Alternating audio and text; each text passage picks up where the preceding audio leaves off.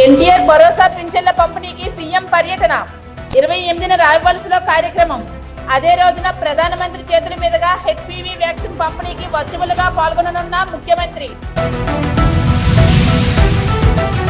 28న ఎన్టీఆర్ భరోసా పింఛన్ల పంపిణీ కార్యక్రమానికి సంబంధించి ముఖ్యమంత్రి పర్యటన ఏర్పాట్లను పరిశీలించిన జిల్లా కలెక్టర్ ఎస్ రామసుందర్ రెడ్డి.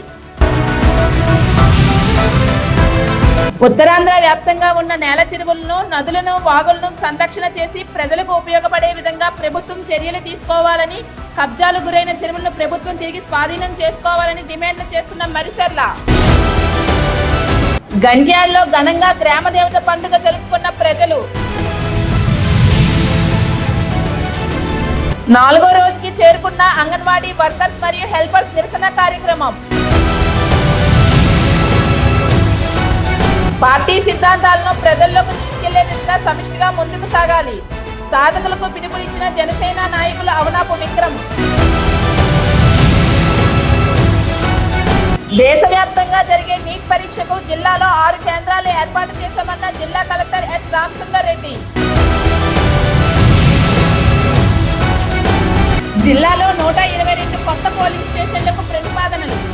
గుర్తింపు పొందిన రాష్ట్ర స్థాయి, జాతీయ స్థాయి పార్టీలన్నీ పిఎల్ఏలను నియమించాలి. డిఆర్ఓ మురళి.